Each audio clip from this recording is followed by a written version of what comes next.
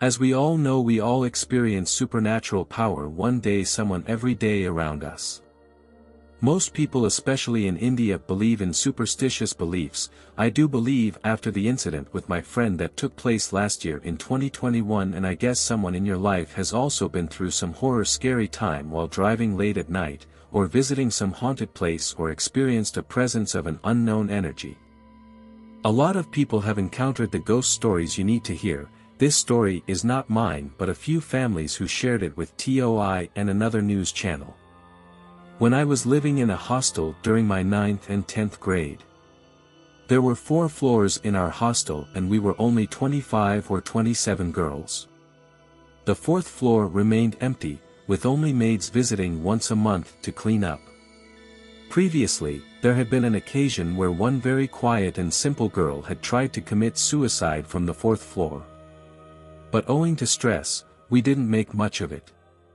Back then, I had the habit of waking up at around 3 a.m. or 4 a.m. and studying until breakfast. My roommate, on the other hand, would stay up till 2 a.m. or 3 a.m. and wake me up before she goes to bed. On one such night, my roommate woke me up and I saw that she had gone completely pale and her eyes were a bloodshot red. I asked her what was wrong and she said nothing and slept off. I thought she must have had a fight with her boyfriend and went to study. But all that time that I was studying, I kept feeling that somebody was watching me. It made me so afraid that I closed my books and went off to sleep. The next morning, I asked her what was wrong and she curtly said, "Nothing, I got to go." After that, she kept ignoring me, and when I finally confronted her, she told me the creepiest story I have ever heard. She told me that she was studying as per usual at around 12 to 12:30-ish. The timing is creepy because the previous suicide also took place the same day. She decided to make coffee for herself and on her way back to the room, she felt like somebody was following her. She turned around and saw me. She noticed I wasn't wearing my spectacles, or flip-flops, or the small black thread my mother tied around my hand. She didn't make much of it but asked me, "You're up earlier than usual," and I responded with, "Let's go to the 4th floor's balcony." She asked me why I wanted to do that and I said it would be really fun and that I grabbed her by her hand and took her upstairs. Once we got there, she made a few comments about the weather and then I responded by saying a simple word, "Jump." She, obviously scared and worried, couldn't believe what I was saying. And I kept insisting, "Jump, jump, jump." She claimed that I got pretty aggressive, at which point she went inside and came back to the dorm only to find me fast asleep. Her bloodshot eyes then made a lot more sense to me. Before we continue, please subscribe, like, comment, and share. I had heard many horror stories surrounding Dumas Beach in Surat. I am not a daredevil, but I am an adventurer who loves to travel. So, there I was, at Dumas Beach on Christmas Eve last year. It was around 7 p.m. and I was enjoying long exposure photography when I suddenly heard someone screaming. I had noticed a few children playing in the water a while ago, but most of them had left. I waded into the water to see if anyone was in trouble. I could hear a child crying. I had waded in deep enough to start swimming. Suddenly, I felt a strong push from a pair of hands on my back and I plunged into the water. Even though I knew swimming, an unlikely fear of drowning overpowered me. Perhaps, I was in shock at everything that had happened at the last minute. I managed to swim back to the beach only to realize how far into the sea I had wandered in from there. It was hard to believe how it could happen.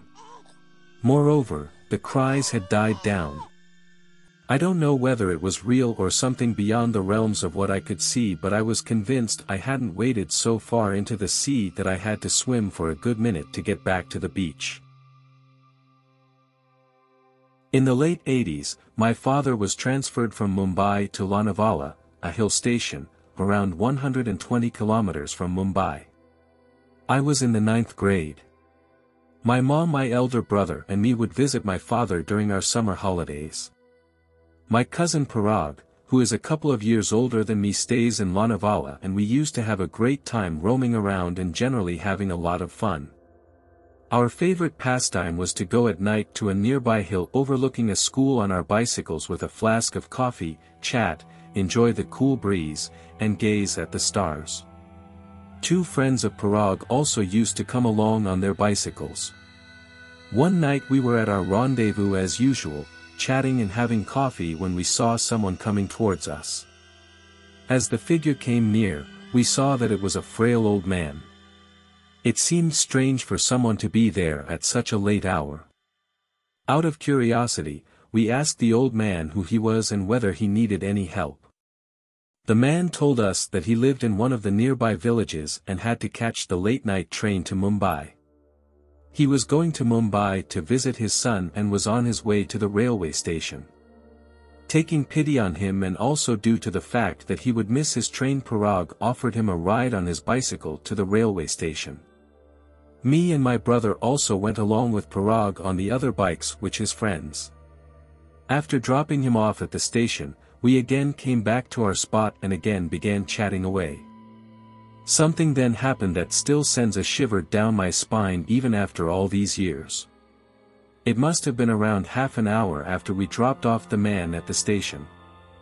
We were feeling sleepy and were planning to go back home. We suddenly saw a figure coming towards us in the darkness. Imagine our shock when we saw the same frail old man again coming towards us asking us for a lift to the railway station where we had dropped him a short while ago. Everyone was shocked. We felt as if we were in a trance and unable to move. It was just impossible for the old man to trek back from the station and reach our place in 15 minutes. It had taken us around 30 minutes to drop him off at the station and come back on our bicycles. He surely could not do anything better than that on foot. Somehow I gathered my composure and said a silent prayer that seemed to pull me out of the trance. I then quickly shook the others and we got on our bicycles and got out of that place as soon as possible, never bothering to look back even once. None of us slept that night. A couple of days later we asked some of the locals about the old man, but no one seemed to know anything about him, nor had anyone come across him earlier. But we were advised to stay away from that place. I have been to Lonavala many times after that but never had the courage to visit our old haunt even once. One of my friends and I were exploring Pachmari after attending the wedding of a school friend. We had explored Pandava caves, visited Pachmari Lake and were now visiting a nearby waterfall when the thought of exploring the forest struck us. We had barely walked 50 meters away from the waterfall when we came across a little girl, around 11 to 12 years old. She said she had come with her mother to see the falls and now couldn't find her. Her clothes were soiled and too old for someone who was here just for a picnic. We told her to stay there while we looked for her mother.